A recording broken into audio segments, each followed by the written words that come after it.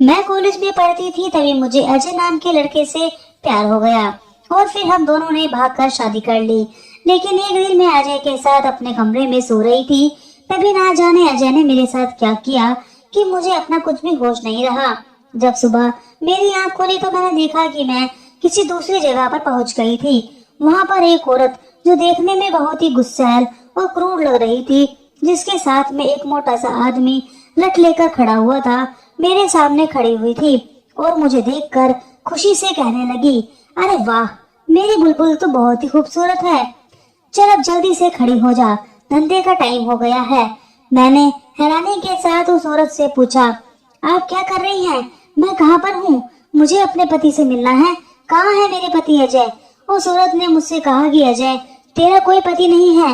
वो तो ऐसे ही मासूम लड़कियों को धोखा देकर यहाँ लेकर आता है और फिर बेच देता है। तुझे भी उसी ने बेचा है। अब चुपचाप से खड़ी हो जा। उस औरत के जाने के बाद मैं अजय को याद करती हुई बुरी तरह से रोने लगी। मुझे उसकी बातों पर बिल्कुल भी यकीन नहीं हो रहा था, क्योंकि मेरा अजय ऐसा हो ही नहीं सकता जो दूसरी लड़कियों की इज्जत को बचाता हो। वो अपनी पत्नी की इज्जत को कैसे तार तार कर सकता है? थोड़ी ही देर बाद वो औरत फिर से मेरे कमरे में आई और उसके साथ में एक आदमी और था जो मुझे देखता हुआ अपने होठों पर हाथ फेर रहा था। उस औरत ने मुझसे कहा, ये ले, खुश हो जा, तेरा पहला ग्राहक आया है, इसे खुश कर देना। अगर तूने जरा सी भी चालाकी करने की कोशिश की या अपने ग्राहक के साथ बिल्कुल भी बदतमीजी की तो यहीं पर तेरी सबके सामने खाल उधेड़ दूंगी। वो औरत इतना कहकर चुप हुई ही थी, तभी उस आदमी ने हंसते हुए कहा, अरे कोई बात नहीं मीना बाई, शिकार करने में तभी मजा आता है जब शिकार बचकर भाग रहा हो, वरना ऐसा लगता है जैसे सामने रोटियां पड़ी थी और हम बस तोड़ तोड़ के खाए जा रहे थे। मीराबाई मुस्कुराते हुए उस आदमी की पीठ थपथपाती है और फिर वहां से चली जाती है। मैं उस आदमी को देखकर एकदम से घबराती हुई खड़ी हो गई। फिर मैंने उस आदमी से कहा, आप मेरे कमरे से भी चले जाइए, वरना वरना मैं शोर मचा दूंगी और सबको इकट्ठा कर लूंगी। वो आदमी कमरे के दरवाजे की कुंडी अंदर से बंद करते हुए कहता है, तुम्हें जितना चिल्लाना है चिल्लाओ, जितना शोर मचाना है उतना मचाओ, मुझे तभी तो मजा आएगा तुम्हारे साथ रोमांस करने में।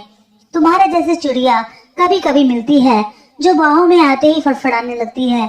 वो आदमी कहता कहता मेरे करीब आने लगता है और मेरे दिल की धड़कन इस कदर बढ़ती जा रही थी जैसे वो एकदम से बस रुक ही जाएगी।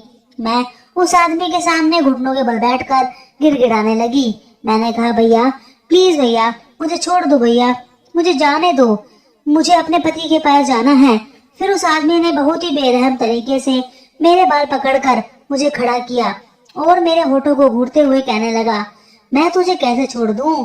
तेरे साथ मजाक करने के लिए तो मैंने इतने सारे पैसे दिए हैं।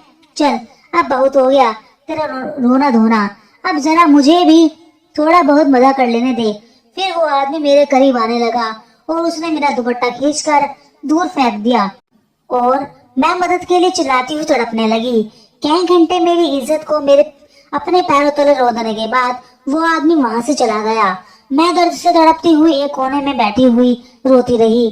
थोड़ी देर बाद ही वही मोटा सा आदमी मेरे कमरे में आता है और मेरे सामने खाने की थाली रख कर चला जाता है और कहता है, चुपचाप से खाना खा ले, वरना मीराबाई के कोड़ों की मार खानी पड़ेगी।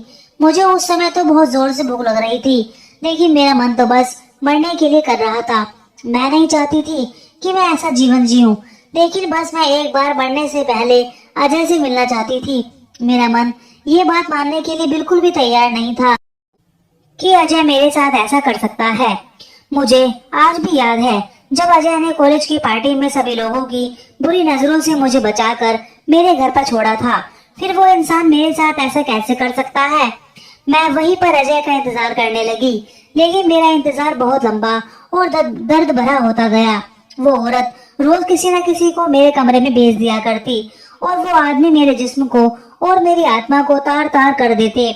मैं अगर उनकी बात मानने से मना करती तो वो मेरे सारे शरीर को पीट पीट कर ऐसे ही लहूलुहान करते कि मैं खड़े होने के लिए भी तरस जाती थी। एक दिन मेरे पास खाना देने के लिए वो आदमी नहीं आया जो अक्सर आया करता था। उसकी जगह पर एक दूसरी लड़की आई। उसको देखकर मैंने उससे पूछा, तुम यहाँ पर क्या कर रही हो? क्या तुम उसी औरत के साथ मिली हुई हो या फिर तुम भी मेरी तरह मजबूर और बेबस हो? वो लड़की मेरी तरफ देखकर धीरे से बोली, यहाँ जो भी लड़की आती है वो बेबस ही होती है। उसका इस दुनिया से, समाज से बिल्कुल नाता टूट जाता है और फिर वो बस यही की होकर रह जाती है। तुम बताओ, तुम यहाँ पर कैसे आई हो? मैंने उसको अपनी सारी बात बता दी। फिर मैंने कहा, पता नहीं मेरे पति अजय कब मुझे यहाँ से लेकर जाएंगे। तभी वो लड़की हंसने लगी और उसने कहा, वो यहाँ पर कभी नहीं आएगा। उसका तो काम ही यही है, लड़कियों को अपने प्यार के जाल में फंसाना और फिर यहाँ लाकर बेच देना। अगर तुम्हें मुझ पर यकीन नहीं है तो कल रात को अजय फिर से किसी और लड़की को भी लेकर आएगा, तभी मैं तुम्हें सब कुछ दिखा दूंगी। मैं उस लड़की की बातें सुनकर अंदर टूट गई थी, लेकिन फिर भी मन में कहीं ना कहीं एक आस थी, क्या पता वो कोई दूसरा अजय हो। मेरा अजय ऐसा नहीं कर सकता। मैं बड़ी बेसब्री से उस लड़की का और अगले दिन का इंतजार करने लगी। इस इंतजार में मुझे फिर से कई बार बेआबरू होना पड़ा।